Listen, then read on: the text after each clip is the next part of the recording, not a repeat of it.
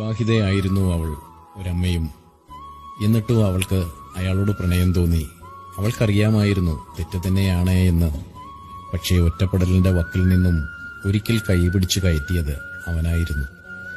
നിരാശയുടെ പടുകുഴിയിലേക്ക് വീഴാൻ നിന്നപ്പോൾ, ആരോടെങ്കിലും ഒന്ന് സംസാരിച്ചില്ലെങ്കിൽ ഭ്രാന്ത് പിടിക്കുമെന്ന് സ്വയം തോന്നി തുടങ്ങിയപ്പോൾ ആശ്വാസമായി വന്നത് അവൻ മാത്രമാണ്.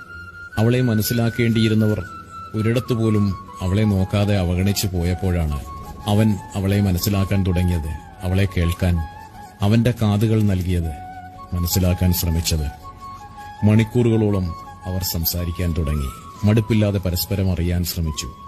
പിന്നീട് എപ്പോഴോ അത് പ്രണയത്തിലേക്ക് വഴുതി വീണുപോയതെന്ന് രണ്ടാൾക്കും അറിയില്ല. കേൾക്കുന്നവർക്കും കാണുന്നവർക്കും അത് തെറ്റായിരുന്നു. അവർ അതിനെ അവിഹിതം എന്ന പേരിട്ട് വിളിച്ചു.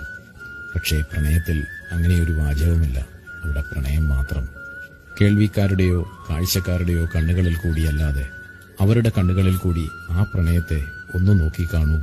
എത്ര മനോഹരമാണ് അല്ലേ? അവിഹിതം